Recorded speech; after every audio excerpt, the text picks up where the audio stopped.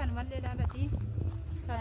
Like commenting godhai burteen dakaasu maaliif subscribing goone Subscribe nu godhai adda sinin jenna. dhugaa an share illee godheen jira subscribe godhaa fi isheenis kina haala kanaan jirra nulachuu kanaafuu jajjabeessaan hojjenna. Maaliif bicha mul'ata adilee mul'achuun qaba icii Lakkisuun jenna dandeenya. Kanaafuyyuu laalu qofa osoo hin ta'in gatii wanti nama hin kaffalchiisu laayikii fi subscribe tuqa. Namoota hiriyoota keessaniif illee share godhaa. Amma samoonatti waan baay'ee waa hedduu Drama adda addaa hojjechuu dandeenya. Yoo isin jajjabeessitan jechuudha. isinii dhufnaa. Kanaafuu jajjabina keessan barbaanna Nu tokkoffaa. sadeenu safara tokko waan ta'eef drama adda addaa hojjechuu dandeenya. Kanaaf isin immoo nu jajjabeessuu qabdu. Nu bira dhaabbachuu qabdu. Haala kam keessattuu isinii jala. Akkasuma ishiin illee safara tokko waan ta'eef.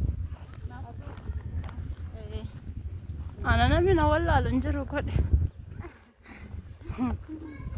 Safara keessatti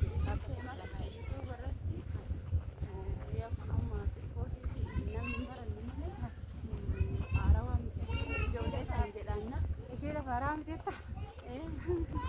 Kanaafuu sillee akka subscribe godhanii si daawwatanii atis immoo hojii gaggaarii akka hojjetu abdii qabna. Kana fakkaannaa fi haala kanaan nu waan bareedu. Qallaalee Akkam daa'ima baashuun hin bareedaa namarraa mee? qallaalee mamee laala haadholee wanta ni wan Bareednaa jechuudha. garuu xilaadha shaffante kaadhi zalaaquma shaffante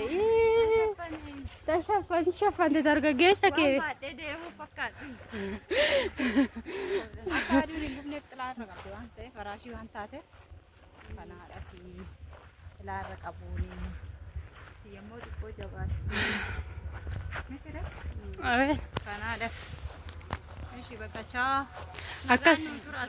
akkas isiniin jenna laayikii sheerii gochuu hin dagatinaayi jajjabeessa lamin yoo nu ol jajjabeessine malee hin ta'u moo isiniin jechuu barbaanna nagaarra nuuf tulaa garuu waaqechaan waxaatidha milaala akkattan biraa bareedu milaala isaan garuu jaartii wanta dulloomtu